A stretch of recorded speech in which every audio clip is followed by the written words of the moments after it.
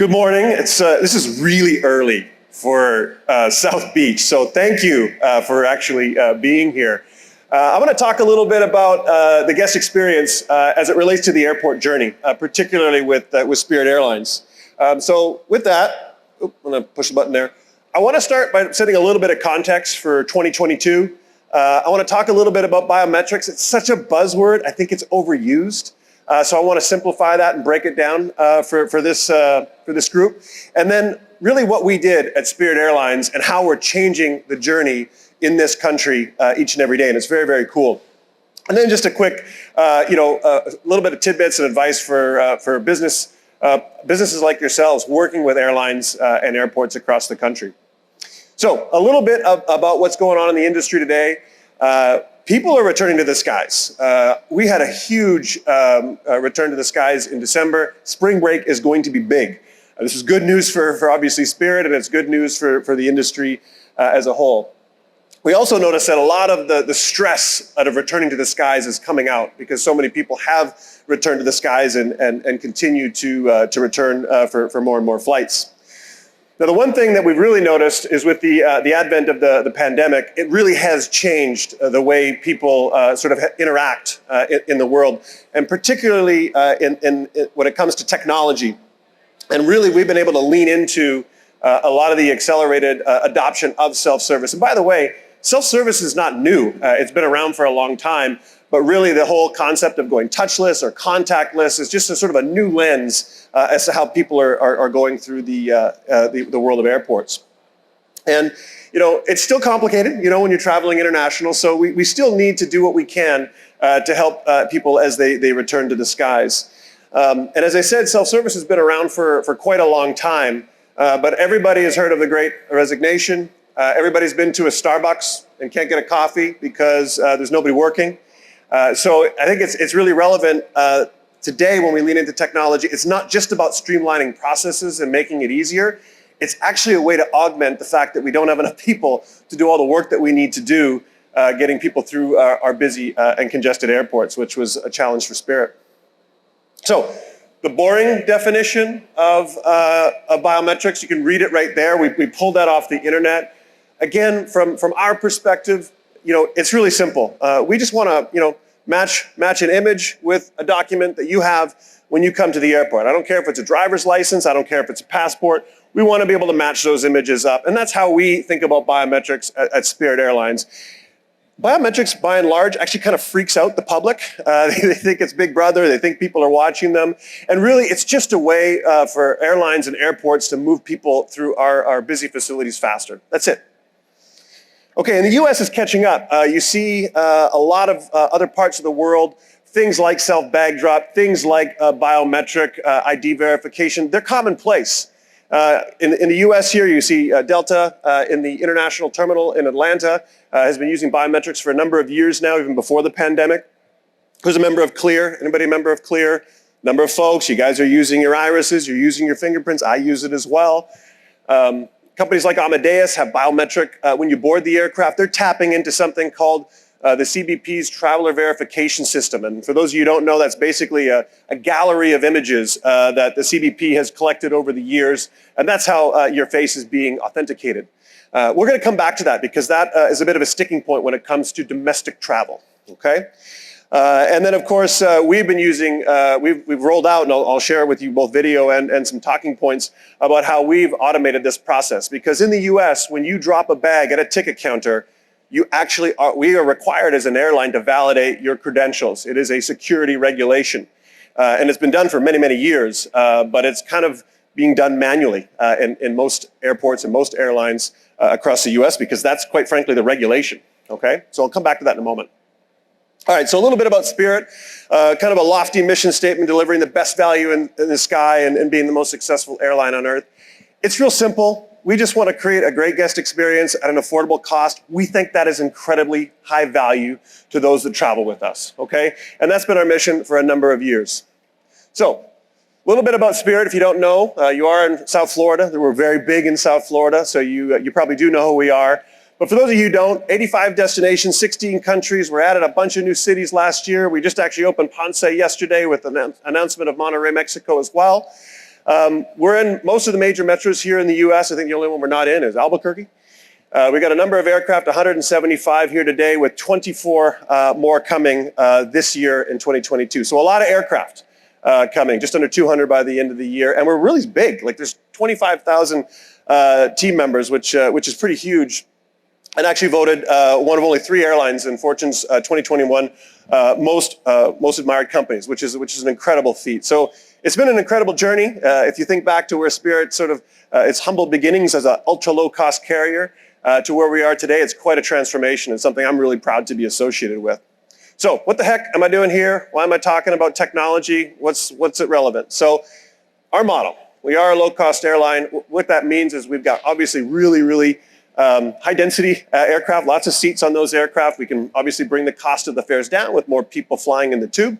And what that means in the US is we typically operate a high number of turns, aircraft turns on a gate, typically about 6 to 8 in some of our larger airports. That's about double, or a little more than double, what legacy airlines do. They typically turn anywhere from 3 to 4 aircraft per day on a gate. We typically turn about 6 to 8. What this means is when you come to a lobby, when we've got multiple aircraft on the ground, it's really busy. It's very congested. So that's one of the reasons why Spirit, quite frankly, has been investing in self-service for a number of years, okay? As I talked about the lobby experience, it's congested, right? So one of the things we did was actually in 2017, we were one of the first low-cost carriers in the Americas to actually adopt self-tagging, which is very commonplace, again, for most airlines and in most parts of the world. But in 2017, we still weren't doing it. But that wasn't good enough. While it did reduce lobby congestion, it didn't really take us to that next level. And what's really important is, from our perspective, is really about lowering cost, right? And moving people through our facilities faster. And actually, how can we drive revenue in the process in terms of ancillary fee collection? And so I'll touch on that last part in a few slides because it is really important. We were very clear on what we were trying to accomplish. Reduce congestion in these airports, move people through, lower our costs because we can use technology to do this. And in late 2019, we actually deployed the first self-bag drop solution with payment enabled at our LaGuardia airport here in the US. But quietly in May of 2020, we actually rolled out the country's first one-to-one biometric photo matching solution using the ID in your wallet. Again, first company to do that in the US under the auspices of the TSA. So I'm going to show you a little, I think a 20-second video, which actually shows you what this looks like. Because a lot of people, when I talk about this, they don't actually have a frame of reference in the US. If you've traveled abroad, this is going to seem pretty familiar. But here in the US, it's pretty innovative.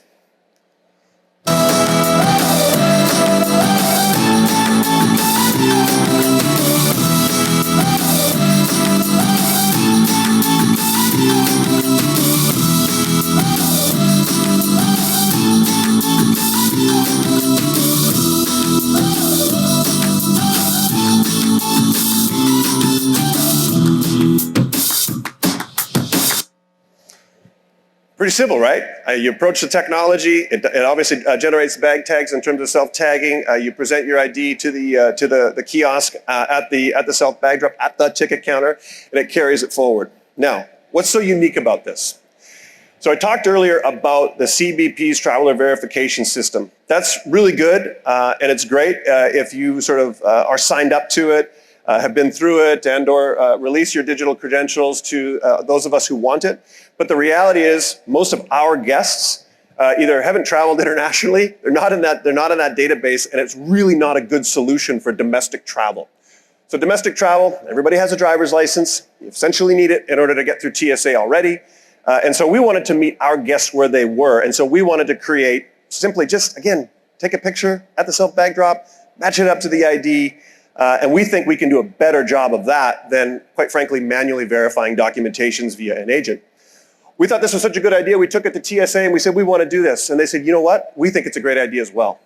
And so over the course of 18 months, we actually trialed and tested all of this, and we now have approval to actually operate without having to manually validate ID, which is a very antiquated approach. This really leans into what I talked about at the onset around the accelerated adoption of technology, and people really not wanting to have sort of that face-to-face interaction. So it's a very, very cool and simple solution that our guests are really excited about. And we're very excited about it too, because let's be honest, it allows us to actually facilitate and move people through our lobbies without having to rely on as many people as we had to before. As I said, it was all about creating efficiencies in the past, but now it's even more so because it's very difficult for us to fully staff to the levels that we want to staff, just given the worker shortage here in the US. So the check bags, this is also something that's super innovative, and we are the only airline in the country doing this.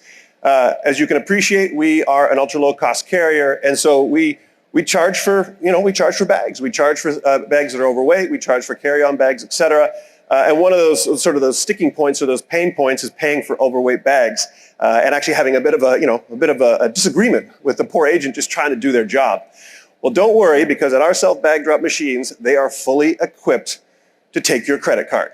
And I've literally watched as a woman in LaGuardia had a 100-pound bag, and she put it on the conveyor belt, wanted to charge her whatever it wanted to charge her, and she just pulled out her credit card. It was $100, by the way. It was a super overweight bag. It was very, very expensive. And she did it. There was no fight. There was no tension. There was just walking right through. And so not only do we have the biometrics, which allows us to validate the ID, but we can actually take payment without actually having to interact and have a disagreement about it. It's a big deal. It takes a lot of the friction out of the experience. And so, in closing, my advice to this group here, for those of you that are sort of selling to businesses, obviously Spirit's a business, and we find this a lot. Like, what is it that the business is trying to solve? Again, we were really, really clear on what we were trying to accomplish. Again, I keep saying it. We wanted to reduce our costs. We wanted to increase our throughput, and we wanted to drive our revenue up. All of those things are really, really important, obviously to the business, but also to the guests, right? What's in it for the guests is actually getting through our lobbies faster, getting to their gate, getting to their destinations on time, right? And so we really want to solve for and continue to improve that lobby experience. And so I think when you guys are interacting with businesses or people that represent businesses, really, do they understand? Do we understand what it is that we're trying to solve? A lot of times, when you're meeting with different potential partners, some call them vendors, some call them partners. I call them partners. We're meeting with different partners. Being clear to our partners on the other side of the table as to what we're trying to solve. And a lot of times, everybody's they've got a solution for your problem, but in reality, not everybody has the technical capability to do it. And one of the things that I have really appreciated is the honesty and transparency around limitations about what you can and cannot deliver as it pertains to the problem that we're trying to solve. But I will say, and with all candor, while the airline in this instance owns the relationship with TSA in terms of security, in terms of our compliance with our security programs with the TSA, we could not have developed this solution without a partner at the table. The machines you see here are from a company called Materna. We have representatives here in the room. They're a global self-bag drop provider. And why I say this is important is because we needed to partner somebody that really knew this space and knew what could be done. And ultimately, they partnered with us directly with the TSA on actually making this a reality. So very, very critical for us. We could not actually have done this innovation without a business partner. It's funny because I think Rebecca talked about all the awards that we're picking up and all the accolades, which is great, and I'm super proud of the team for accomplishing it, but we couldn't have done it without a business partner. And so again, I think that's really relevant to the audience here and the work that you do. And so with that, I think that's all I have. If there are any questions, I'm very comfortable to take questions and sort of off the cuff. If not, they'll kick me off the stage and they'll bring somebody else up, but I'm happy to answer questions to the extent that they yank me off the stage. Yes, sir. Thank you for sharing this. I just want to ask you about your perspective on the announcement for the merge with Frontier. Could you share something about that? Yeah, so I mean, obviously, we've made an announcement that we'll be merging airlines, subject to regulatory approval here, hopefully by the end of this year. And right now, it's business as usual. We continue to operate as separate businesses. In fact, we've made, like I said, we started a new station yesterday in Ponce, in Puerto Rico, and we just announced at Monterrey in Mexico. So we continue to operate Frontier continues to operate, and as such time as the regulators approve the merger, then the fun begins. All right. Thank you. You're welcome. All right, well, with that, I think I will say goodbye and thank you guys. I'll be around here for a little bit if anybody has any questions that don't want to get on the mic over here, if you're a little uncomfortable with that. But again, appreciate your time. Thank you very much.